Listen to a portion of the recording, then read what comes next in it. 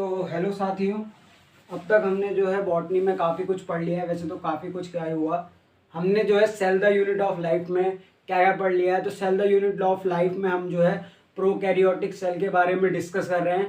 Prokaryotic cell काफ़ी important topic है क्योंकि इसमें हम बैक्टीरिया के बारे में पढ़ते हैं। और बैक्टीरिया जो है मोनेरा में आता है। मोनेरा एक ग्रुप है जिसका सोल मेंबर भी कह सकते हैं, जो कि हमारा क्या है, वो मोनेरा में बैक्टीरिया है। तो बैक्टीरिया में हमने ग्लाइकोकैलिक्स खत्म कर लिया, सेल वॉल खत्म कर लिया, सेल मेम्ब्रेन खत्म कर लिया, जो कि मिलके बनाते हैं सेल एनवलप। उसके बाद हमने कल फ्लैजिला के बारे में पढ़ा था, पिलाई के बारे में पढ़ा था, फिमरिए के बारे में पढ़ा था। आज जो हम बॉटनी में स्टार्ट करने जा रहे हैं वो हमारा cell the unit of life में मीजोसोम वाला टॉपिक है। आपको जो है प्रोकैरियोटिक सेल का स्ट्रक्चर आपको याद हो गया होगा, नहीं हुआ है तो उस स्ट्रक्चर को बार बार बनाइए और याद कीजिए, जिसमें हमने बैक्टीरिया के अलग अलग पार्ट दिखाए थे, जिसमें प्लाज्मिड भी पढ़ाना है, न्यूक्लियर भी पढ़ाना है, और भी कई टॉपिक्स रह गए हैं जैसे इंक्लूजन बॉडी के बारे में, राइबोसोम के बारे में। तो वो धीरे धीरे कवर हो जाएगा। तो आज हम जो है अब स्टार्ट करते हैं मीजोसोम के बारे में। अभी मीजोसोम क्या होता है सर? मीजोसोम के बारे में मैंने एक बोर्ड पे लिखा हुआ है, इसको पढ़ता हूँ और समझाता हूँ। तो देखिए, मीजोसोम लिखा है, it is the extension of the infolding of plasma membrane. अब प्लाज्मा मेम्ब्रेन क्या होती है आपको याद होना चाहिए। सेल मेम्ब्रेन को ही प्लाज्मा मेम्ब्रेन कहते हैं। ये बोल रहा है it is the extension. Extension क्या होता है और इनफोल्डिंग क्या हुआ? देखो, एक्सटेंशन मतलब वो उभार जैसे हुआ, मतलब उठा हुआ। इनफोल्डिंग मतलब अंदर की तरफ, एक अंदर की तरफ उभार या मतलब ऐसा स्ट्रक्चर होता है जो अंदर की तरफ एक्सटेंड करता है, उसकी इनफोल्डिंग हुई है। किससे? प्लाज्मा मेम्ब्रेन से, यानी सेल मेम्ब्रेन से। अब ये वाला जो स्ट्रक्चर है, ये देखो सेल वॉल है और ये सेल मेम्ब्रेन है, तो इसकी इनफोल्डिंग किसकी तरफ को? अंदर की तरफ जो इनफोल्डिंग है, इसको बोलते हैं मीजोसोम। अब ये मीजोसोम क्या होता है, इसके जो शेप होते हैं वो कैसे हो सकते हैं? वेसिकल हो सकता है, लेमिली हो सकता है और टिब्यूल्स हो सकते हैं। तो वेसिकल, टिब्यूल और लेमिली, ये वाले इसके पार्ट्स हैं। तो वेसिकल्स और टिब्यूल या लेमिली क्या हुआ? देखो, वेसिकल्स मतलब एक छोटा सा अंदर की तरफ इनफोल्डिंग, मतलब वेसिकल्स में छोटी सी इनफोल्डिंग होती है, और लेमिली में जब फोल्डिंग थोड़ी सी इनलार्ज हो जाती है, और जो टिब्यूल है उसमें फोल्डिंग जो है इनलार्ज भी करती है और नीचे की तरफ तक जाता है ज़्यादा। तो मीजोसोम में क्या है? इट इज द एक्सटेंशन और infolding of plasma membrane. Shape इसके हो सकते हैं, वेसिकल शेप हो सकता है, लेमिली हो सकता है और टिब्यूल्स हो सकता है। तो मीजोसोम करता क्या है सर? इनफोल्डिंग का क्या जरूरत पड़ी, ये इनफोल्डिंग होने की जरूरत ही क्यों पड़ी? तो इनफोल्डिंग जब बढ़ जाती है ना, यानी अंदर की तरफ को ये जैसे जैसे मुड़ता है, तो देखो ये प्लाज्मा मेम्ब्रेन ज्यादा कवर हो रहा है। आपने माइक्रोविलाई वाला स्ट्रक्चर पढ़ा होगा। माइक्रोविलाई का काम क्या होता है सर? इंक्रीज करता है सरफेस एरिया। वो सरफेस एरिया कैसे इंक्रीज करता है? उसकी इनर फोल्डिंग होती है। मान लो कोई चीज ऐसे चल रही है, देखो ये कोई लंबा तार है, ऐसे मैंने एक तार लिया जो कि बहुत लंबा है, चलता जा रहा है, चलता जा रहा है, तो इसने जगह बहुत सारी घेर ली। हाँ, जगह बहुत सारी घेर ली। अब मैं इसमें कोई चीज डालूं तो इतनी सारी जगह में वो चीज इकट्ठा हो पाएगी ना? मतलब बहुत ज्यादा जगह चाहिए, बहुत स्पेस चाहिए ताकि वो उससे इकट्ठा हो पाए। इतने बड़े तार में अगर मैं यहाँ कुछ रखूं तो काफी जगह चाहिए रखने के लिए, पर मैं उसी को जो है एक फोल्ड कर दूं, जैसे इसको इस तरह से फोल्डिंग कर दूं, तो इतनी बड़ी तार को मैंने इतने रूप में फोल्ड कर दिया और यहाँ पे कोई चीज रख दी, तो देखो ये क्या करा, उसने सरफेस एरिया बढ़ा दिया। अब ये तार मैंने ज्यादा ले लिया होता और इसको छोटे में करा, तो जगह देखो, इसी छोटी सी जगह में बहुत सारा सामान आ गया और इतनी जगह में बहुत कम सामान आ रहा है। मतलब सामान तो बराबर ही आ रहा है पर जगह बहुत सारी लग रही है। तो ये अंदर की तरफ मुड़ते हैं ताकि और सरफेस एरिया बढ़ाया जा सके, ताकि उसमें एंजाइम वगैरह इकट्ठा हो सके। तो ये इसका मीजोसोम क्या करता है? इंक्रीज करता है सरफेस एरिया को। माइक्रोविलाई का भी यही काम है, माइक्रोविलाई भी सरफेस एरिया को इंक्रीज करने का काम करता है। फिर इसमें जो नेक्स्ट हेडिंग लिखी हुई है, ये मेनली डेवलप्ड होते हैं ग्राम पॉजिटिव बैक्टीरिया में। सर ये ग्राम पॉजिटिव बैक्टीरिया क्या होता है? Gram positive, gram negative bacteria on the basis of staining पे होता है, जिसपे हमने पढ़ा था कि जेनिटल वॉर्ड या ना, हाँ वो मतलब कलर जो शो करते हैं ग्राम पॉजिटिव और ग्राम नेगेटिव, इसमें क्या पढ़ा था हमने? स्टेनिंग टेक्निक पढ़ी थी। किसने डेवलप की थी? क्रिश्चियन ग्राम ने। क्या किया था? उसने स्टेन करके देखा था बैक्टीरिया को, तो उस बैक्टीरिया को जब उसने स्टेन किया तो जो कलर रिटेन रख रहे थे, अब कलर कौन रिटेन रख कर सकता है? जिसकी सर मतलब बहुत ज्यादा मोटी हो सेल वॉल, नहीं सेल मेम्ब्रेन, बहुत मोटी सेल मेम्ब्रेन हो तो वो कलर को ले सकता है। तो उसने कलर को लिया, अपने में इकट्ठा करा, तो सेल वॉल थिक थी उसकी, तो उसने कलर को रिटेन रखा। तो कैसे बैक्टीरिया कहलाए थे? Gram positive. और ग्राम नेगेटिव में क्या था? सेल वॉल सर थिन नहीं थी, तो थिन नहीं थी तो उन्होंने स्टेन लूज कर दिया था। तो ये ग्राम पॉजिटिव बैक्टीरिया में मेनली वेल डेवलप्ड होते हैं। फिर इसके रोल क्या है, रोल ऑफ मेसोसोम, एनसीईआरटी में जब आप रोल ऑफ मेसोसोम पढ़ोगे तो वहाँ एक एक पॉइंट दे रखा है और मैंने वहाँ लिख दिया है। यहाँ पे पहला लिखा है help in DNA replication and cell division. इसका काम क्या होता है, डीएनए को रेप्लिकेट करता है। सर डीएनए कैसे रेप्लिकेट होगा, डीएनए की कॉपी बनेगी और क्या करेगा, सेल का डिवीजन करेगा, सेल डिवाइड होंगे। तो देखो पहला क्या है, ये मेसोसोम की इनर फोल्डिंग है, ये वेसिकल्स भी कह सकते हो, छोटी सी फोल्डिंग है। इसमें न्यूक्लियोइड है। अभी न्यूक्लियोइड क्या होता है इसके बारे में पढ़ना है। न्यूक्लियोइड क्या होता है, डीएनए होता है एक प्रकार का जो कि फोल्ड होता है। तो यहाँ पे ये डीएनए है, ये इस वेसिकल से जुड़ा है। अब यहाँ पे डीएनए की कॉपी हुई, मतलब दो डीएनए की कॉपी हुई, डीएनए का रेप्लिकेशन हुआ, तो कह रहा है न्यूक्लियोइड डिवाइड कर गया। अब न्यूक्लियोइड डिवाइड करने के साथ साथ मेसोसोम भी डिवाइड करता है और दो फोल्डिंग बना ली उसने। फिर क्या हुआ कि धीरे धीरे उसमें एक दरार सी आई और ये न्यूक्लियोइड अलग सेल में चला गया, ये अलग सेल में चला गया। तो हेल्प करता है डीएनए रेप्लिकेशन में एंड सेल डिवीजन में, और डिस्ट्रीब्यूट करता है। देखो यहाँ पे भी एक फोल्डिंग है, यहाँ पे भी एक फोल्डिंग है, किसमें, डॉटर सेल में। तो पहला रोल आपको समझ में आ गया होगा, help in DNA replication and cell division और distribution to the daughter cell. फिर सेकंड फंक्शन क्या है इसका, मेसोसोम इंक्रीज करता है सरफेस एरिया को। तो सरफेस एरिया वाला टॉपिक मैंने यहाँ पे समझा दिया कि किस तरह से छोटी सी जगह पे ज्यादा चीजें इकट्ठा हो सकती हैं। तो ये हो गया mesosome increase surface area by folding, folding होती है।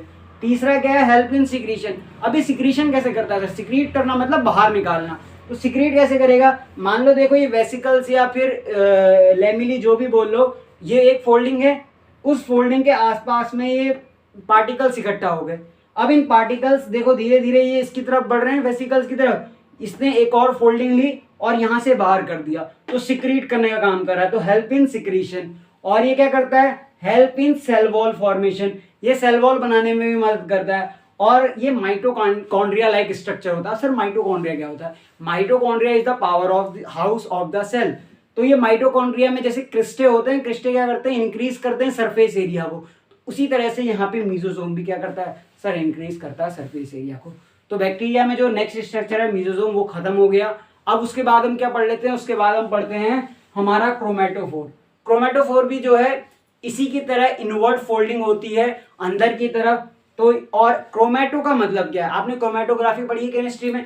क्रोमा का मतलब होता है कलर, और क्या होता है, फोर का मतलब होता है बियरिंग, यानी एक कलर बियरिंग स्ट्रक्चर पाया जाता है जिसको क्रोमेटोफोर कहते हैं। ये क्रोमेटोफोर कलर कैसे आता है, पिगमेंट से। अब पिगमेंट क्या होते हैं, ये एनर्जी को एब्जॉर्ब करते हैं और उसके उसमें फोटोन निकाल देते हैं। तो क्रोमेटोफोर क्या करता है, एक कलर बियरिंग स्ट्रक्चर है किसमें, बैक्टीरिया में। और ये सिमिलर होती है extension of membrane in the cytoplasm. Cytoplasm की तरफ में एक इनवर्ट फोल्डिंग होती है और एक्सटेंशन होती है किसकी, मेम्ब्रेन की। इसमें पिगमेंट अटैच होते हैं, ये देखो ये पिगमेंट अटैच करके दिखाएं। पिगमेंट क्या करते हैं, कलर देते हैं। तो क्रोमेटोफोर कैसा है, कलर बियरिंग स्ट्रक्चर है। फिर ये किसके काम आता है, सर फोटोसिंथेसिस में। फोटोसिंथेसिस में काम आता है तो उसमें एंजाइम्स भी लगे होंगे। यहाँ पे भी दिखाया देखो, एंजाइम फॉर रेस्पिरेशन। यहाँ पे जो है ये मेसोसोम में भी किसके लगे होते हैं, एंजाइम लगे होते हैं रेस्पिरेशन के। फिर कह रहा है present only in cyanobacteria. Cyanobacteria में प्रेजेंट होते हैं, नॉट इन ऑल बैक्टीरिया। जो कलर देते हैं उन्हीं बैक्टीरिया में होंगे। और कलर कौन से होते हैं, साइनोबैक्टीरिया हमारे होते हैं ब्लू ग्रीन एल्गी, ठीक है। और ये वर्क लाइक क्लोरोप्लास्ट, जैसे क्लोरोप्लास्ट क्या करता है, पिगमेंट उसमें भी होते हैं, उसमें भी कलर शो तो होता है। और क्या होता है, कहते हैं क्लोरोप्लास्ट, उसी की तरह ये भी सिमिलर है। तो इसकी सिमिलरिटी किससे थी, इसकी सिमिलरिटी थी सर माइटोकॉन्ड्रिया से। माइटोकॉन्ड्रिया का काम होता है इंक्रीज करता है सरफेस एरिया हो। कैसे, क्रिस्टे उसकी इनर फोल्डिंग होती है, ये भी एक इनर फोल्डिंग है और ये भी एक्सटेंशन है अंदर की तरफ। ये किसकी तरह वर्क करता है, क्लोरोप्लास्ट की तरह। तो हमारे दो पार्ट्स खत्म हो गए। अब हम प्लाज्मिड के बारे में और न्यूक्लियोइड के बारे में पढ़ते हैं। आप इसे नोट करो, 1 2 3 4 5। तो अभी तक हमने मेसोसोम के बारे में पढ़ लिया है और किसके बारे में पढ़ लिया, क्रोमेटोफोर के बारे में पढ़ लिया, क्रोमेटोफोर कलर बियरिंग स्ट्रक्चर का। अब जो है हम न्यूक्लियोइड के बारे में पढ़ेंगे। अब न्यूक्लियोइड क्या होता है, उसके बाद हम आगे बढ़ जाएंगे देन प्लाज्मिड में, और फिर इस लेक्चर को ख़त्म करेंगे। तो न्यूक्लियोइड को स्टार्ट करने से पहले मैं स्टार्ट करता हूँ न्यूक्लियोइड को। तो न्यूक्लियोइड क्या होता है, ये जीनोमिक डीएनए होता है। अब जीनोमिक डीएनए का मतलब क्या हुआ वो भी बताता हूँ। और कह रहा है डीएनए ऑफ प्रोकैरियोटिक सेल है, ये सिंगल डीएनए होता है। सिंगल डीएनए मतलब एक ही डीएनए होगा, बट सिंगल स्ट्रैंड नहीं कह रहा हूँ मैं, ध्यान से सुनना इस लाइन को। ये कह रहा है डीएनए ऑफ प्रोकैरियोटिक सेल है, सिंगल डीएनए कहते हैं, not single strand, double stranded DNA होता है इसमें, ठीक है। सर्कुलर होता है, इसका जो शेप होता है वो किसकी तरह होता है, सर्कल की तरह होता है, सर्कुलर होता है। फिर कह रहा है ये इसमें जो पैक जो होता है with the help of protein in region known as nucleoid, ये जो होता है ये पैक्ड होता है।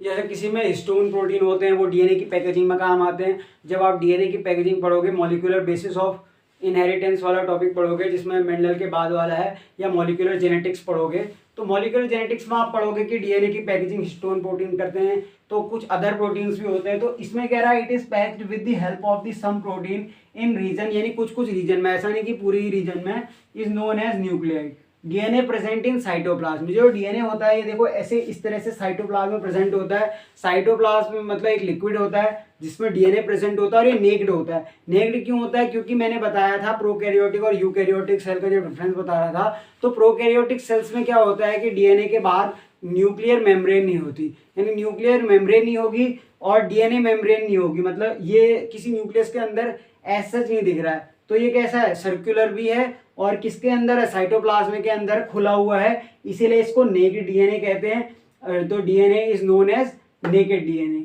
All necessary gene present on nucleoid so it is known as DNA, जो कि जीनोमिक डीएनए कहलाता है। मतलब जितने भी उसकी नेसेसरी चीजें होंगी, चाहे उसको कॉपी बनानी है या कुछ भी करना है, ओआरआई का होना जरूरी है, ओरिजिन ऑफ रेप्लिकेशन, तो सारी नेसेसरी चीज किसमें प्रेजेंट होगी, न्यूक्लियोइड में प्रेजेंट होगी, इसीलिए इसको जीनोमिक डीएनए कहते हैं, क्योंकि सारी पार्ट इसमें पाए जाते हैं। डीएनए कैसे कैसे होते हैं, तो लीनियर डीएनए होता है यानी इस तरह से लाइन के रूप में, और सर्कुलर डीएनए होता है जो कि क्लोज डीएनए होता है, और डबल स्ट्रैंड है। तो डीएनए भी आपको क्लियर होगा। अब स्टार्ट करते हैं प्लाज्मिड।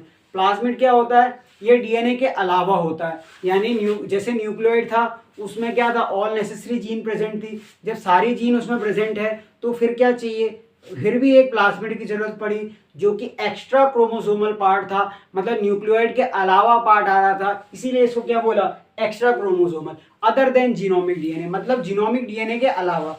फिर उसके बाद कह रहा है ये भी सर्कुलर होता है, डबल स्ट्रैंडेड होता है, और क्या होता है इसमें ओआरआई पाया जाता है, यानी ओरिजिन ऑफ रेप्लिकेशन पाया जाता है। ये डिपेंड नहीं होता न्यूक्लियोइड के डिवीजन पे कि जिस तरह से न्यूक्लियोइड डिवाइड करेगा तो उसी टाइम डिवाइड करेगा, ऐसा जरूरी नहीं है। ये सेल्फ रेप्लिकेटिंग होता है, ये खुद को रेप्लिकेट कर सकता है, और कह रहा है division is not dependent on nucleoid. तो आपको प्लाज्मिड भी क्लियर होगा कि प्लाज्मिड क्या होता है, एक्स्ट्रा क्रोमोसोमल पार्ट होता है, यानी एक्स्ट्रा क्रोमोसोमल होता है, अदर देन न्यूक्लियोइड होता है। न्यूक्लियोइड के पास भी ओआरआई होता है, यानी ओरिजिन ऑफ रेप्लिकेशन होता है, इसके पास भी ओआरआई होता है और ओरिजिन ऑफ रेप्लिकेशन होता है। ये मेन डीएनए से अलग है, इसकी जो सेल्फ रेप्लिकेटिंग है वो डिपेंड नहीं करती किस पे, न्यूक्लियोइड पे। तो बात कर लेते हैं, अंतर देख लेते हैं प्लाज्मिड और न्यूक्लियोइड के बीच में, और क्या सिमिलैरिटी है वो भी देखते हैं। तो डबल स्ट्रैंडेड दोनों है, क्योंकि न्यूक्लियोइड भी डबल स्ट्रैंडेड है और प्लाज्मिड भी डबल स्ट्रैंडेड है। फिर कह रहा है सर्कुलर है, दोनों का शेप देखो इस सर्कल के रूप में। ये न्यूक्लियोइड है जो कि मेन डीएनए, क्रोमोसोमल डीएनए भी कहते हैं, इसमें क्रोमोसोम यानी जीन लोकेट होते हैं। और प्लाज्मिड भी देखो सर्कुलर ही है और क्लोज स्ट्रक्चर बन रहा है। फिर उसके बाद कह रहा है सर्कुलर में यस हो गया, present in some bacteria. Plasmid क्या होता है, सम बैक्टीरिया प्रेजेंट होते हैं, और ये सब में प्रेजेंट होता ही है, ये तो सब में ही होगा, ऑल बैक्टीरिया। ये किसमें, सब में, मतलब कुछ में ही है, ये स्पेशल क्वालिटी का है ना। प्लाज्मिड जो है एक्स्ट्रा पार्ट है, तो जरूरी नहीं है कि सब क्या कहते हैं सभी बैक्टीरिया में होगा, पर न्यूक्लियोइड का होना सभी बैक्टीरिया में जरूरी है। फिर कह रहा है ये एडिशनल जीन है। ये एडिशनल जीन कैसे है, ये क्या करता है कि not necessary for survival, extra phenotype देता है। ये सर्वाइवल के लिए कोई जरूरी नहीं है, ऐसा नहीं है कि अगर प्लाज्मिड नहीं होगा तो क्या कहते हैं बैक्टीरिया मर ही जाएगा। यानी अगर हम कहें कि सर्वाइवल के लिए क्या इंपॉर्टेंट है प्लाज्मिड, तो आंसर होगा नहीं, कि प्लाज्मिड जो है सर्वाइवल के लिए इंपॉर्टेंट नहीं है।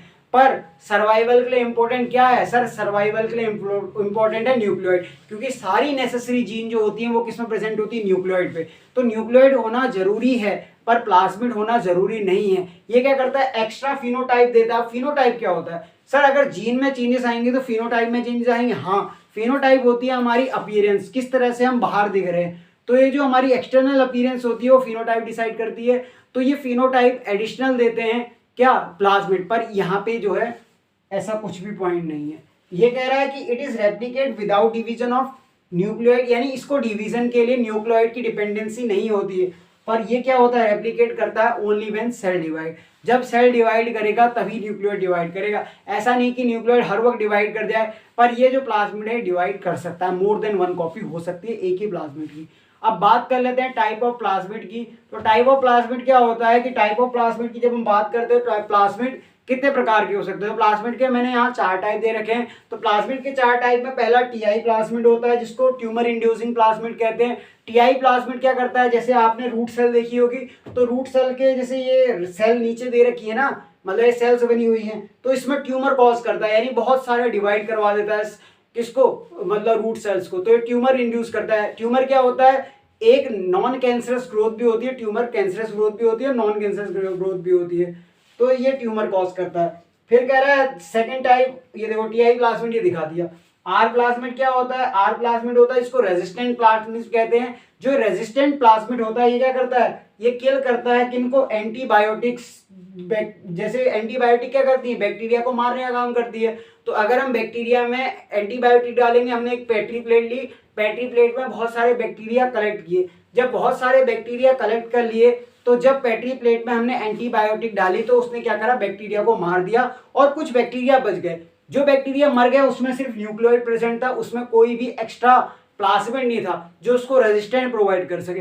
बट आर प्लाज्मिड जिसमें था वो बच गया, क्यों, क्योंकि उसके अंदर एक एक्स्ट्रा फिनोटाइप था, मतलब एक एक्स्ट्रा क्रोमोसोम का पार्ट था जिसने जो है उसकी रक्षा करी, इसीलिए इसको आर प्लाज्मिड कहते हैं या रेजिस्टेंट प्लाज्मिड कहते हैं। तो क्या होता है, एक हमने पेट्री प्लेट ली, उसमें बहुत सारे बैक्टीरिया को कलेक्ट किया, हमने एंटीबायोटिक डाला। एंटीबायोटिक का क्या काम होता है सर, एंटीबायोटिक करता है किल बैक्टीरिया। जब बहुत सारे पेट्री प्लेट में बैक्टीरिया लिए थे, उसमें एंटीबायोटिक डालने पर जब देखा कुछ बैक्टीरिया तो मर गए, कुछ बैक्टीरिया नहीं मरे। जो बैक्टीरिया मर गया उसमें सिर्फ न्यूक्लियोइड प्रेजेंट था, वो किल हो गए, इसीलिए लिखा है कि गेट किल्ड। बट कुछ बैक्टीरिया ऐसे थे जो कि सरवाइव कर गए, यानी उसमें कोई स्पेशल टाइप के प्लाज्मिड था जिसको आर प्लाज्मिड कहा गया, जो कि रेजिस्टेंट प्लाज्मिड था, तो उसे आर प्लाज्मिड कहते हैं। ठीक है। फिर तीसरा होता है डिग्रेडेटिव प्लाज्मिड। अभी डिग्रेडेटिव प्लाज्मिड को डी प्लाज्मिड भी कहते हैं। ये आपने देखा होगा कि मेन जो हमारा ट्रांसपोर्ट होता है वो शिप के द्वारा होता है, वाटर या ओशियन में। वाटर बॉडी या ओशियन में जो ट्रांसपोर्ट होता है वो शिप के द्वारा होता है। ऑयल का जब ट्रांसपोर्ट होता है एक स्थान से दूसरे स्थान पे, तो क्या होता है कि बहुत समय में क्या होता है कि ऑयल स्पिल गिर जाती है, मतलब ऑयल जब वाटर में गिरता है तो स्पिल्स के फॉर्म में गिरता है। तो ये देखिए, मान लो कोई जहाज जा रहा है तो ऑयल स्पिल बनी, ओशियन में ऑयल जो है स्पिल मतलब फैल गई और फैलने लग गई, तो क्या होगा, जो डिग्रेडेटिव प्लाज्मिड होगा वो डिग्रेड करेगा। डिग्रेड कैसे करेगा, ये एग्जांपल है बायो रेमिडिएशन। अब ये बायो रेमिडिएशन क्या होता है, तो सर जब हम बायोटेक्नोलॉजी पढ़ेंगे उसमें एप्लीकेशन ऑफ बायोटेक्नोलॉजी पढ़ेंगे, तो एप्लीकेशन ऑफ बायोटेक्नोलॉजी में हमको देखने को मिलेगा कि बायो रेमिडिएशन वाला टॉपिक, तो बायोलॉजिकली सुधार करना। ये जो बायो रेमिडिएशन होता है, अभी के लिए बेसिक से इतना ही समझ लो कि ये बायोलॉजिकली सुधार करता है। तो ऑयल स्पिल को जो डिग्रेड करता है उसको डिग्रेडेटिव प्लाज्मिड कहते हैं। अगर ये जिन बैक्टीरिया में होगा, उन बैक्टीरिया को अगर हम वाटर बॉडी में छोड़ दें तो जो ऑयल स्पिल बनी है उसको ये डिग्रेड कर देंगे, यानी खत्म कर देंगे। तो ये एग्जाम्पल इसका बायो रेमिडिएशन का। उसके बाद जो चौथा प्रकार का प्लाज्मिड होता है एफ प्लाज्मिड। अब ये एफ प्लाज्मिड क्या होता है, इसको फर्टिलिटी प्लाज्मिड भी कहते हैं। जिसमें ये प्रेजेंट होगा उसको एफ पॉजिटिव प्लाज्मिड कहेंगे, और जिस बैक्टीरिया में ये प्रेजेंट नहीं होगा उसको एफ माइनस प्लाज्मिड कहेंगे। तो जो एफ पॉजिटिव प्लाज्मिड होता है वो क्या कहलाता है, फर्टिलिटी प्लाज्मिड कहलाता है। और एफ नेगेटिव प्लाज्मिड क्या कहलाता है, फर्टिलिटी नेगेटिव प्लाज्मिड कहलाता है। आपने सेक्स पिलाई पढ़ी थी, पिलाई क्या होती है, ये मतलब ट्यूबुलर होती है। ट्यूबुलर होने के साथ साथ ये क्या काम करती है सर, ये हेल्प करती है किसमें, मतलब सेक्सुअल रिप्रोडक्शन में। सेक्सुअल रिप्रोडक्शन किसके, बैक्टीरिया के। सेक्सुअल रिप्रोडक्शन कैसे कराती है, तो ये कॉन्जुगेशन ट्यूब बनाती है।